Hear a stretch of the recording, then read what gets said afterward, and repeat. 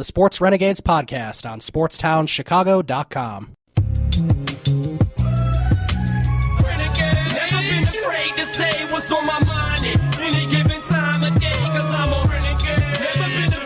Welcome to the Sports Renegades here on SportstownChicago.com. I'm Ryan Stuppridge. And I'm Ryan Risky. And we do have a guest right now on the Illinois Center for Broadcasting hotline. You can hear him doing updates all morning on 670 The Score. We have Mark Grote. What's going on, Mark? Fellas. Not much. We're doing pretty good. We wanted to start off by sort of recapping the Super Bowl as I think it might have been the greatest Super Bowl ever. What do you think about that? Yeah, I mean, it was a fantastic Super Bowl. I'd have to go back and really dig deep and see if it was the best Super Bowl I've ever seen. It's very easy to say that when you're in the state of mind or the present state of mind of that game.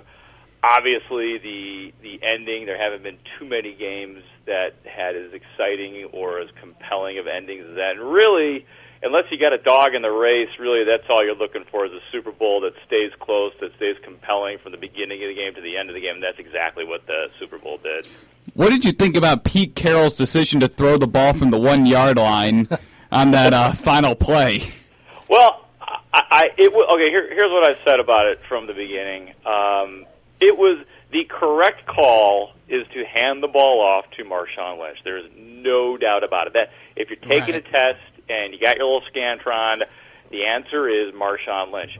However, and I've been shot down on this quite a bit over on The Score, not a very popular opinion, it is my thought that it's not the worst second prize in the world to put the game in the hands of your all-world quarterback, Russell Wilson, if he is that. A lot of people have started to put Russell Wilson into that sort of, I don't quite think he's elite yet, but he's starting to get talked about as a top 5, top 10 quarterback in the NFL, and you guys both know that he's going to get paid in this offseason, and there's a reason for that. It's not like Jay Cutler where he's just paid on promise and an arm. Russell Wilson is a winner. Russell Wilson is a clutch quarterback. So, yes, it was a mistake. That was a blunder on the part of both the offensive coordinator and the head coach to not give the ball to Marshawn Lynch. But I still say it's not like an absolute joke to say, hey, Russell Wilson, you're pretty awesome, too. You try to win the Super Bowl for us, sort of like you won the NFC title game against the Packers with that pass.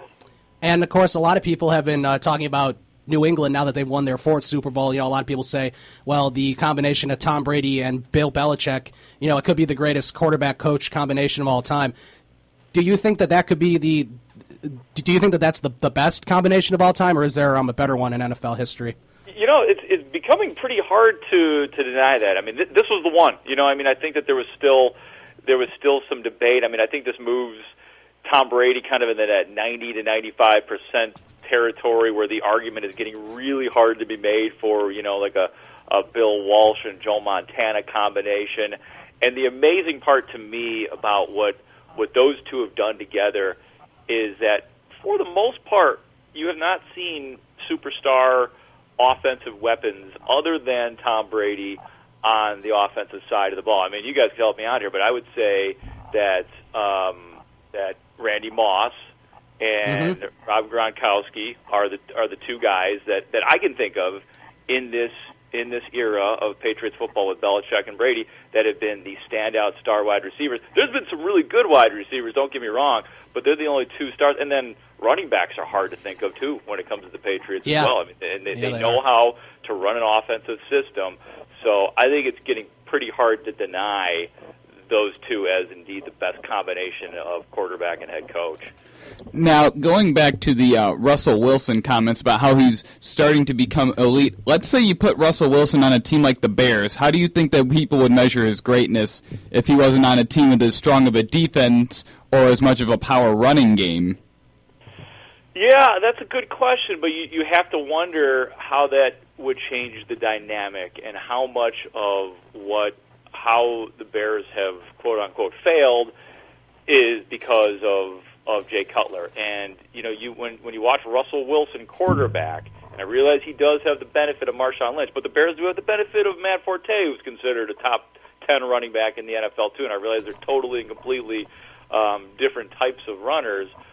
But Russell Wilson probably would not make the same mistakes that Jay Cutler makes, because that's what it is with Jay Cutler.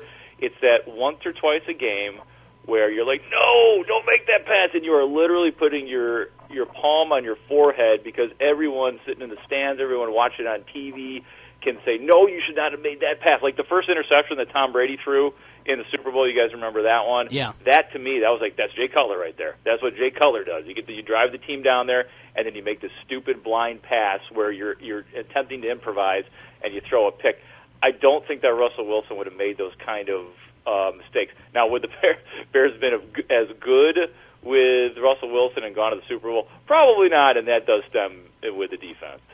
Yeah, that's too bad, because they were planning to draft Russell Wilson back when they had Mike Martz, and then when Seattle took him, they took Chris Conte. Yeah, I mean, and I got to say, I'm not gonna kill the Bears for that one, because honestly, I didn't look at Russell Wilson in Wisconsin and say, oh yeah, he's going to be the next big thing, or this guy has a chance to be a top 10 quarterback. I never would have thought that. I mean, obviously he was talented and highly touted. It's not like he was a nobody by any means, but he just didn't seem to have the measurables of a top 10 type of quarterback, and he's kind of proving that wrong at this point. But yeah, I suppose I'd rather have Russell Wilson than Chris Conte at this point. Yeah, I agree with that. Let's transition to the Bears now, as they've had a very wild offseason. They got a new head coach, new offensive and defensive coordinators. A new everyone except for Ted Phillips. Pretty much, right? Yeah. In your opinion, Mark, what was the best move that the Bears made in the offseason, whether it be the head coach or the offensive or defensive coordinators? I do really like the Vic Fangio, the defensive coordinator. I thought that was because I guess I didn't think that was going to be possible.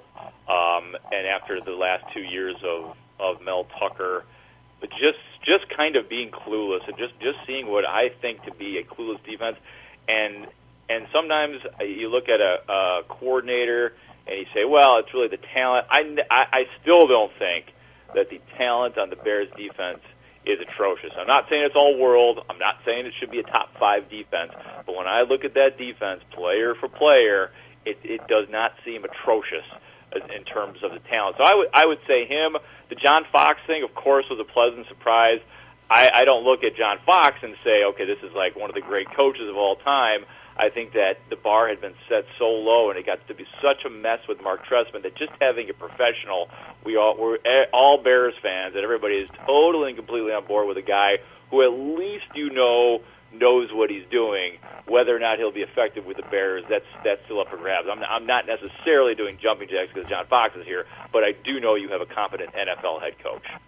Now, when the Bears were in their coaching search, was John Fox kind of the guy that you wanted them to hire after he parted ways with the Broncos, or was there another coach that you had more hopes that they'd try to hire? You know, the one thing I always said throughout the whole thing was I want the Bears to stay in the proverbial box this time, as in don't think outside of the box, because they sort of did that with Mark Trestman. I wanted them to get a guy that we know. I mean, I like the idea of Mike Shanahan. I like the idea. I think Rex Ryan was probably my number one guy, because you had a guy with a little bit of character, and you had a guy who knows how to run a defense, and you had a guy who does know how to be successful with the team. So I was thinking along the lines of big names.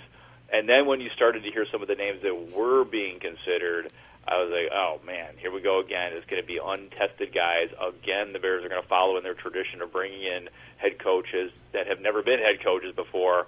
So along came John Fox. And then, like I said, like with John Fox, he wasn't like my first choice, and I really wasn't doing jumping jacks or like going crazy. And still to this moment that they got him, I think it's a very good hire. It's a good hire. It is a competent hire, but it's almost like that's where the bar is set right now for me, and I think for Bears fans, that all we cared about was that you got somebody that was competent. And obviously he's been successful. I'm not trying to dumb down what the guy has done success-wise. Right. But really, this was about not having Mark Trestman as your head coach, or not having somebody who was like that, somebody who has absolute command of a locker room and, again, knows how to run a football team from the offense to the defense to the special teams, and will get respect from players. So what happens now with Jake Cutler? Obviously we know he's probably going to be here for next year, but it's not possible that after this season he could be gone. Do you think he'll be gone? Do you think that he's the guy that John Fox maybe wants to work with, or do you think the Bears after 2015 will go in a different direction? Obviously a lot depends on how he does this season. It would have been my choice to probably, and I've always been a pretty big supporter of Jay Cutler. I hate that we're having this discussion about Jay Cutler being gone just because of the long list of horrible quarterbacks that were here before 2009. Right. And I absolutely love that Jay Cutler came here, and it just sucks that we're at the point that we're talking about this guy who everybody thought was going to lead the Bears to the promised land, was going to be the quarterback finally that you win because of. I can't stand that we're talking about this. That said, I probably would have been comfortable with the Bears dropping Jay Cutler this year. If obviously the money's a huge thing, and going in a different direction. And everybody asks me, well, who are you going to put in? Who's going to be your quarterback? I have no idea. I don't have a list. I don't know. I'm not even doing research on it. You know why? Because that's what Ryan Pace and scouts in the NFL are paid to do. They are paid to find a quarterback for their football team. And if they can't do that, then they're absolutely incompetent. So there has to be somebody out there. At this point, it certainly doesn't look like they're going to drop him, and I hope Jay Cutler has an all-world season, but if he doesn't, then this will be it for Jay Cutler. Yeah, I've been a Jay Cutler supporter throughout his time here, and really there's no better option. And, I mean, even if they were to trade him, I mean, I'm not sure I want the Bears to have more cap room to just go and sign more guys that could turn into more disaster. Now, obviously, they had a lot of bad signings last year that haven't panned out. Now, they hold the number 7 pick in the draft. What position do you think is the most important for them to target with that pick? I'm going linebacker, and I said linebacker last year too. The whole time I was cheerleading for a linebacker. Obviously they made a good pick last year in Kyle Fuller at cornerback, but I think you absolutely have to get a linebacker this year because really, who is there? Who's your dependable linebacker this year? I mean, Shea McClellan. I don't think that's really panned out so far. John Bostic, obviously. Lance Briggs is gone, and in essence has been gone for a couple of years in terms of his injuries. So I think you absolutely have to get some sort of sturdy linebacker, and it's going to depend a little bit too what type of linebacker you get, based on what kind of defense they run in. It's looking more and more like a 3-4 defense. I will say this: I think they have to go linebacker. It's hard to go wrong though with whatever they decide to do. Defensively at this point, but to pin it down, I'd say linebacker. All right, Mark. Thanks for coming on the Sports Renegades. It was fun, and we hope to talk to you real soon. Anytime, guys. Pleasure, and thanks for having me on. All right, thanks. Bye. All right, Ryan. See you. Bye-bye. And that was Mark Grote. He came on Sports Renegades here to open up the show for us. You can follow him on Twitter at Mark Grote Sports. And you can hear him doing updates all morning long on the Mully and Hanley Show, which is on 670 The Score, the Sports Renegades podcast on SportsTownChicago.com.